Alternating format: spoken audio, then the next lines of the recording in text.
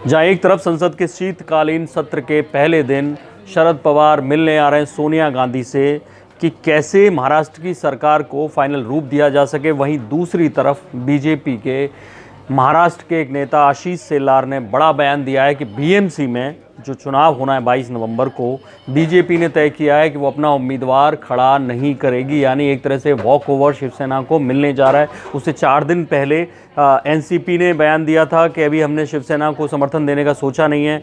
फिर उनका बयान आता है कि हमारी तरफ से मनीषा रहेंगी डिप्टी मेयर की उम्मीदवार, यानी दोनों का गठबंधन हो गया है। तो ये वॉक ओवर पहले ही उन्होंने सरकार में दिया, बीजेपी ने कहा कि आप जाइए सरकार बनाइए, एक तरह से उन्होंने सरकार बनाने से मना कर दिया तो शिवसेना के लिए रास्ते खुल जाते हैं। और दूसरी तरफ बीएमसी में भी वॉक ओवर दे दिया है। आखिर इसके मायने क्या हैं, क्यों बीजेपी बिना विरोध के शिवसेना को सरकार भी बनाने दे रही है और बीएमसी में भी, जो जबकि पिछली बार 2017 में जब बीएमसी के चुनाव हुए थे, शिवसेना को समर्थन देने में बीजेपी हिचकिचा रही थी, क्योंकि 2 ही कॉरपोरेटर्स का फासला था, 84 थे शिवसेना के, 82 थे बीजेपी के। लेकिन बाद में जब समर्थन देने को लेकर विरोध की बात आई, विद्रोह की बात आई, ऐसे में समर्थन दिया गया बीजेपी की तरफ से। लेकिन इस बार जिस तरह से विरोध में आई हैं दोनों पार्टियां, एक दूसरे के खिलाफ हो गई हैं, बीजेपी ने एक तरह से वॉक ओवर दिया। और इसको लेकर बड़ी जो खबर आ रही है वो ये आ रही है कि इसके जरिए कांग्रेस में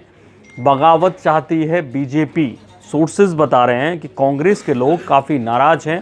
पहला तो ये, जब उन्होंने, जो कांग्रेस के 44 विधायक थे, 39 ने लिख के दिया कि हमें सरकार में भागीदारी चाहिए, यानी हम भी चाहते हैं कि हमारा एक डिप्टी चीफ मिनिस्टर हो महाराष्ट्र में, हम भी चाहते हैं कि हमारे पास 6 कैबिनेट और 8 राज्य मंत्री हों, ये फॉर्मूला बनाया जाए।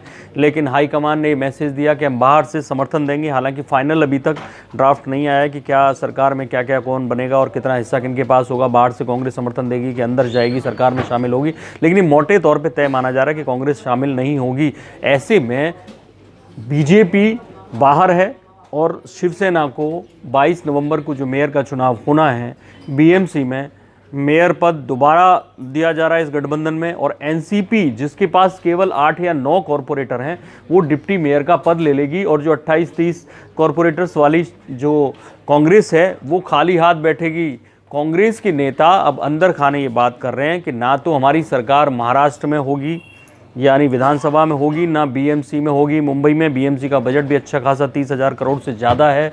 ऐसे में कांग्रेस के विधायक और कॉरपोरेटर्स अपने जो कार्यकर्ता हैं उनके काम कैसे करवा पाएंगे और कैसे उनकी मदद होगी, क्योंकि चुनावों में तमाम सारा पैसा लगता है, सरकार में आते हैं तो उनके कुछ काम होते हैं। तो ऐसे में कांग्रेस के लिए भारी मुश्किल हो गई और इसी मुश्किल के लिए बीजेपी ने दाव चला है, क्योंकि कांग्रेस के नेता जो कॉरपोरेटर्स हैं तमाम सारे आरोप लगा रहे हैं कि हो सकता है कि कुछ कॉरपोरेटर्स या विधायक बगावत कर जाएं। अगर हम बीएमसी का पूरा देखते हैं तो 94 हैं उनके पास, शिवसेना के पास। अगर वो एनसीपी के 8 या 9 कॉरपोरेटर्स ले लेते हैं तब भी उनकी सरकार बीएमसी में बनने वाली नहीं है। कांग्रेस का सपोर्ट की ज़रूरत होगी ही होगी और डिप्टी मेयर का चला जाएगा एनसीपी को। लेकिन अगर बीजेपी अपनी बनाना चाहती तो उसके पास केवल 82 थे, उनको ज़रूरत थी 14 और 18 32 कॉरपोरेटर्स की, और कांग्रेस के लगभग 30 से निर्दलीय वगैरह मिला के जाएँ तो कल को कांग्रेस पूरी की पूरी टूटती है, तभी बीजेपी में आ सकती है, जो मुमकिन नहीं लगता है। लेकिन कांग्रेस के लोग बगावत करेंगे भी तो किस लिए करेंगे, लेकिन ये ज़रूर है कि कांग्रेस के नेताओं के लिए बड़ी मुश्किल हो गई है बीजेपी के इस दाव से। ना तो उन्हें सरकार में शायद कुछ मिलने जा रहा है और ना बीएमसी में कुछ मिलने जा रहा है। तो हमारी नज़र बनी रहेगी इस खबर पर, आपको अपडेट करेंगे। देखते रहिए इंडिया न्यूज़, सब्सक्राइब करें इन खबर। थैंक यू, नमस्कार। इन खबर चैनल को सब्सक्राइब करें और बेल आइकन दबाना ना भूलें।